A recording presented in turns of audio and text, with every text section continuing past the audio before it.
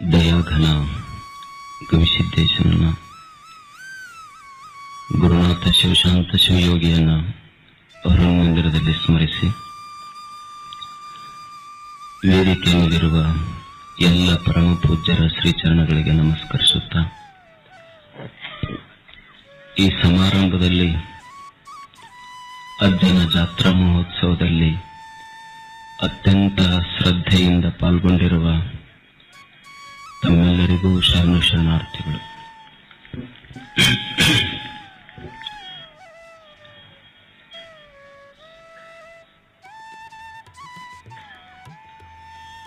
ನಾವೆಲ್ಲ ಬಯಸೋದು ಏನನ್ನು, ನಮ್ಮದೆಲ್ಲರದು ಒಂದು ಸುಖಿ ಜೀವನ ಆಗಬೇಕು, ಸಂತೋಷದ ಜೀವನವನ್ನು ನಾವೆಲ್ಲ ಕಟ್ಕೋಬೇಕು, ಒಂದು ಸುಖಿ ಸಮೃದ್ಧಿ ಜೀವನ ನಮ್ಮದಾಗಬೇಕು ಅನ್ನೋದೇ ನಮ್ಮೆಲ್ಲರ ಅಭಿಲಾಷೆ. ಇದು ಯಾರ ಅಭಿಲಾಷೆ ಇಲ್ಲ ಹೇಳಿ? ನಾವು ದುಃಖಿ ಆಗಬೇಕು ಅಂತ ನಾವ್ಯಾರೂ ಬಯಸುವುದಿಲ್ಲ. ನಮ್ಮ ಯಾರ ಅಪೇಕ್ಷೆಗಳು ಇಲ್ಲ. ನಮ್ಮೆಲ್ಲರ ಅಪೇಕ್ಷೆ, ಅಭಿಲಾಷೆ, ಇಚ್ಛೆ ಏನು ಅಂದ್ರೆ ನಮ್ಮ ತಲೆ ನಿಶ್ಚಿಂತವಾಗಿರಬೇಕು, ಹೃದಯ ವಿಶಾಲವಾಗಿರಬೇಕು, ಮನಸ್ಸು ಪ್ರಸನ್ನವಾಗಿರಬೇಕು. ಇದು ಸುಖಿ ಜೀವನದ ಸೂತ್ರ. ಇದು ತಲೆ ನಿಶ್ಚಿಂತವಾಗಿರಬೇಕು, ಹೃದಯ ವಿಶಾಲವಾಗಿರಬೇಕು, ಮನಸ್ಸು ಪ್ರಸನ್ನವಾಗಿರಬೇಕು. ನೀನು ದೇವರ ಗುಡಿಗೆ ಹೋಗ್ತಿಲ್ಲ, ಹೋಗುವಾಗ ಕೈಯೊಳಗ ಅರಳಿದ ಹೂವು ಹಿಡ್ಕೊಂಡು ಹೋಗೋದು ದೊಡ್ಡದಲ್ಲ. ಕೈಯೊಳಗ ಅರಳಿದ ಹೂವು ಹಿಡ್ಕೊಂಡು ಒಳಗ ಬಾಡಿದ ಮನಸ್ಸಿಟ್ಟುಕೊಂಡು ಹೋದ್ರೆ ದೇವರಿಗೆ ಸಂತೋಷ ಆಗೋದಿಲ್ಲ. ನಿನ್ನ ಕೈಯಲ್ಲಿರುವ ಹೂವುಗಳು ಬಾಡಿರಲಿ, ಆದರೆ ದೇವಸ್ಥಾನಕ್ಕೆ ಹೋಗುವಾಗ ನಿನ್ನ ಎದೆಯ ಹೂವು ಅರಳಿರಬೇಕು. ಅದು ಸುಖಿ ಜೀವನ, ಅದು ಸಂತೋಷದ ಜೀವನ. ಎದೆ ಅರಳಿರಬೇಕು, ಹೃದಯ ಕಮಲ ಅರಳಿರಬೇಕು. ಹಾಗಾದ್ರೆ ಏನು ಮಾಡಬೇಕು ಮನುಷ್ಯ? ನನ್ನ ಒಂದು ಸಂತೋಷದ ಬದುಕು ಕಟ್ಟಕೋಬೇಕಾದ್ರೆ ಏನು ಮಾಡೋದು? ನನ್ನ ಜೀವನ ಸುಖಿ ಆಗಬೇಕಲ್ಲ, ಈ ಜೀವನ ನಿಶ್ಚಿಂತವಾಗಿರಬೇಕಲ್ಲ, ಏನು ಮಾಡೋದು? ಇಲ್ಲಿ ಬಹಳ ಏನೂ ಮಾಡುವುದಿಲ್ಲ, ಸ್ವಲ್ಪ ತಿಳ್ಕೊಳ್ಳೋದೈತಷ್ಟೆ. ತಿಳ್ಕೊಂಡ್ರ ನಾವು ಬದುಕನ್ನು ನೋಡುವ ದೃಷ್ಟಿಕೋನ ಬಹಳ ಭಿನ್ನ ಆಗುತ್ತೆ. ಈ ಬದುಕಿನಲ್ಲಿ ಎರಡು ಸತ್ಯಗಳದಾವ, ಅವುಗಳನ್ನು ನಾವು ಅರಿತುಕೊಳ್ಳಬೇಕಾಗ್ತದೆ. ಒಂದು ವಾಸ್ತವಿಕ ಸತ್ಯ, ಇನ್ನೊಂದು ವ್ಯಾವಹಾರಿಕ ಸತ್ಯ. ಒಂದು ವಾಸ್ತವಿಕ ಸತ್ಯ, ಇನ್ನೊಂದು ವ್ಯಾವಹಾರಿಕ ಸತ್ಯ. ವ್ಯಾವಹಾರಿಕ ಸತ್ಯ ಅದು ಇರುವುದು ಒಂದು ರೀತಿ, ಕಾಣುವುದು ತೋರುವುದು ಒಂದು ರೀತಿ, ಅದು ವ್ಯಾವಹಾರಿಕ ಸತ್ಯ. ವಾಸ್ತವಿಕ ಸತ್ಯ ಹಂಗಲ್ಲ, ಯಾವಾಗಲೂ ಒಂದೇ ರೀತಿಯಾಗಿರುತ್ತದೆ. ಈ ಎರಡರ ಭೇದ, ಇವೆರಡರ ಪರಿ ನಮಗೆ ಗೊತ್ತಾಗಬೇಕು. ಜೀವನದಲ್ಲಿ ಯಾವುದು ವ್ಯಾವಹಾರಿಕ ಸತ್ಯ, ಯಾವುದು ವಾಸ್ತವಿಕ ಸತ್ಯ. ವ್ಯಾವಹಾರಿಕ ಸತ್ಯ ಸ್ವಲ್ಪ ಕಾಲ ಇದ್ದು ತೋರಿ ಮತ್ತೆ ಮರೆಯಾಗ್ತದೆ, ಅದರ ವಾಸ್ತವಿಕ ಸತ್ಯ ಯಾವಾಗಲೂ ಇರುತ್ತದೆ.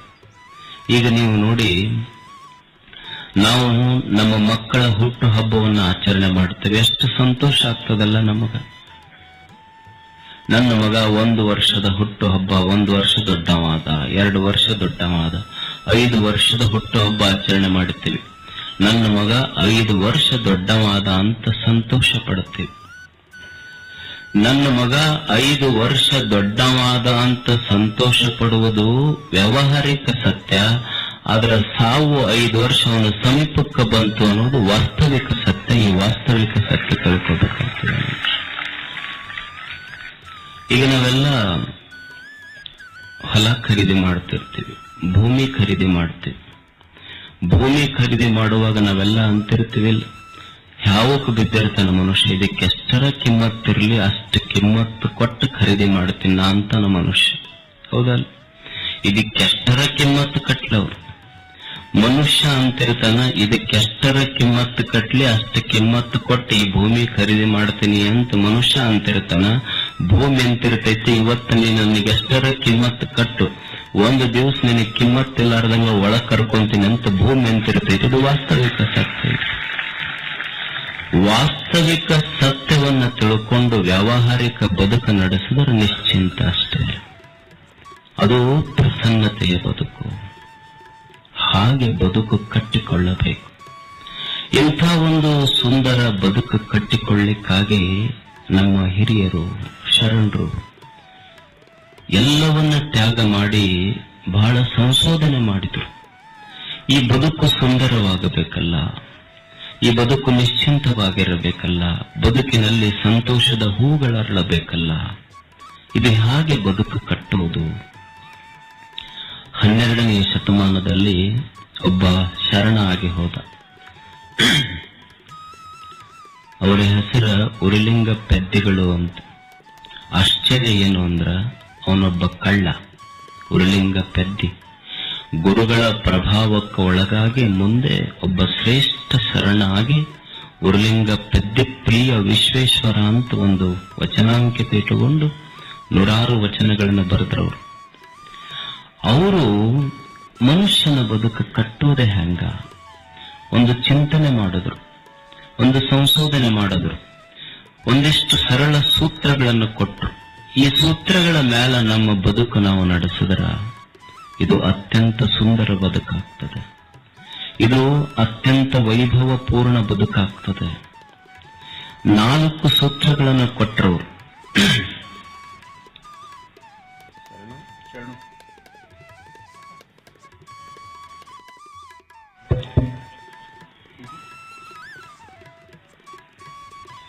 ಉರುಲಿಂಗ ಪೆದ್ದಿಗಳು ಮನುಷ್ಯನ ಬದುಕನ್ನು ಕಟ್ಟಿಕೊಳ್ಳಿಕ್ಕಾಗಿ 4 ಸೂತ್ರಗಳನ್ನು ಹೇಳ್ತಾರೆ. ಕೊಲ್ಲದಿರ್ಪುದೇ ಧರ್ಮ, ಅಧರ್ಮದಿಂದ ಬಂದುದ ನೊಲ್ಲದಿಪ್ಪುದೇ ನೇಮ, ವಂಚನೆ ಇಲ್ಲದಿಪ್ಪುದೇ ಭಕ್ತಿ, ಹೆಚ್ಚು ಕುಂದಿಲ್ಲದಿಪ್ಪುದೇ ಸಮಯಾಚಾರ, ಇದು ಸತ್ಯ ಶಿವಬಲ್ಲ ಶಿವನಾಣೆ ಉರುಲಿಂಗ ಪೆದ್ದಿ ಪ್ರಿಯ ವಿಶ್ವೇಶ್ವರ. ಇವ 4 ಮಾತು. ಕೊಲ್ಲದಿಪ್ಪುದೇ ಧರ್ಮ. ಈ ಜಗತ್ತಿನಲ್ಲಿ ಬಂದ ಮೇಲೆ ಈ ಜಗತ್ತನ್ನ ಕೆಡಿಸಲಾರದಂಗ ಬದುಕುವುದು ಅದೇ ಧರ್ಮ. ನೀನು ಕೆಡಿಸದೆ ಅಧರ್ಮ, ಇದನ್ನ ಬೆಳೆಸದೆ ಅದೇ ಧರ್ಮ. ಇಷ್ಟು ಪಶು ಪಕ್ಷಿ ಪ್ರಾಣಿಗಳು ಈ ಜಗತ್ತಿನಲ್ಲಿ ಬದುಕ್ಯಾವಲ್ಲ, ಅವು ಏನನ್ನೂ ಕೆಡಿಸಿಲ್ಲ, ಇದ್ದದ್ದನ್ನು ಬಳಸ್ಯಾವ. ಕೆಡಿಸ್ದ ಅಂದ್ರೆ ಮನುಷ್ಯ ಒಬ್ಬನೇ. ದೇವರು ಇಷ್ಟೊಂದು ಸುಂದರವಾದ ಸೃಷ್ಟಿಯನ್ನ ಮಾಡಿಟ್ಟನಲ್ಲ, ಇದರ ರಕ್ಷಣೆ ಮಾಡಬೇಕಲ್ಲ ನಾವೆಲ್ಲ. ಬಹಳ ಮಂದಿ ಕೇಳ್ತಿರ್ತಾರ, ಅಂದ್ರೆ ಈ ಮನುಷ್ಯ ಹುಟ್ಟ್ಯಾನಲ್ಲ, ಹುಟ್ಟಿ ಬಂದ ಮೇಲೆ ಏನು ಮಾಡಬೇಕು? ಏನ್ ದೊಡ್ಡ ಫಿಲಾಸಫರ್ ಆಗಿರ್ತಾನ, ಹುಟ್ಟಿ ಬಂದು ಏನು ಮಾಡ್ಬೇಕ್ರಿ? ಯಪ್ಪ ನೀ ಏನೂ ಮಾಡೋದು ಬೇಡ, ದೊಡ್ಡತದಿ ಬಾಳ, ದೇವ್ರ ಏನು ಮಾಡಿಟ್ಟಾನ ಅದನ್ನ ಕೆಡಿಸ್ಲಾರ್ದಂಗೆ ಇದ್ದು ಬಿಡು, ಅದೇ ನಿನ್ನ ಜೀವನದ ಸಾರ್ಥಕತೆ ಅಷ್ಟೇ. ಏನೂ ಮಾಡೋದು ಬೇಡ, ನೀನು ದೇವ್ರು ಏನು ಮಾಡಿಟ್ಟಾನ ಅದನ್ನ ಕೆಡಿಸ್ಲಾರ್ದಂಗಿರು. ಅಕಸ್ಮಾತ್ ಏನಾದ್ರೂ ಮಾಡ್ಬೇಕನ್ನಿಸ್ತು ಅಂದ್ರೆ ಮಾಡು. ಏನು ದೇವರು ಇದು ಸುಂದರವಾದ ನಿಸರ್ಗ ಈ ಜಗತ್ತನ್ನು ಮಾಡಿಟ್ಟನಲ್ಲ, ನಿನ್ನ ಮಾತು, ನಿನ್ನ ಕಾರ್ಯ, ನಿನ್ನ ವಿಚಾರಗಳಿಂದ ಈ ಶಿವನ ಸೃಷ್ಟಿ ಮತ್ತಷ್ಟು ಸುಂದರವಾಗಬೇಕಲ್ಲ, ಅಂಥದ್ದೇನಾದ್ರೂ ಮಾಡಷ್ಟೇ ನೀನು. ಗಿಡ ಕಡದಿ ಅಧರ್ಮ, ಗಿಡ ಹಚ್ಚದಿ ಅದೇ ಧರ್ಮ ಅಷ್ಟೇ. ನಾವು ಬಹಳ ಗುಡಿ ಕಟ್ಟುವುದಷ್ಟೇ ಧರ್ಮ ಅಂತ ತಿಳ್ಕೊಂಡಿವಿ, ಹಾಗಲ್ಲ. ಗಿಡಗಳನ್ನು ಹಚ್ಚುವುದು ಒಂದು ಶ್ರೇಷ್ಠ ಧರ್ಮವೇ ಅಲ್ಲ. ಈಗ ನೀವೊಂದು ಮಸೀದಿ ಕಟ್ರಿ, ಅದರೊಳಗೆ ಒಂದು ಧರ್ಮದವ್ರು ಅಷ್ಟೇ ಹೋಗ್ತಾರೆ. ಒಂದು ಗುಡಿ ಕಟ್ರಿ, ಅದರೊಳಗೆ ಒಂದು ಧರ್ಮದವ್ರು ಅಷ್ಟೇ ಹೋಗ್ತಾರೆ. ಒಂದು ಚರ್ಚ್ ಕಟ್ರಿ, ಅದರಲ್ಲಿ ಆ ಧರ್ಮದವ್ರು ಅಷ್ಟೇ ಹೋಗ್ತಾರೆ. ಆದ್ರೆ ಒಂದು ಗಿಡ ಹಚ್ಚ್ರಿ, ಅದ್ರ ನೆರಳೊಳಗೆ ಎಲ್ಲಾ ಧರ್ಮದವರು ಬಂದು ನಿಲ್ತಾರೋ ಇಲ್ಲೋ? ಒಂದು ಗಿಡ ಅಂದ್ರ ಅದೊಂದು ಮಾನವ ಧರ್ಮ ಪೀಠ ಇದ್ದಂಗ. ಅದು ಗಿಡ ಹಚ್ಚುವುದು ಧರ್ಮ, ಗಿಡ ಕಡಿದ್ವಿ ಅದೇ ಅಧರ್ಮ ಅಷ್ಟೇ. ರಕ್ಷಣಾ ಮಾಡುವುದಲ್ಲ.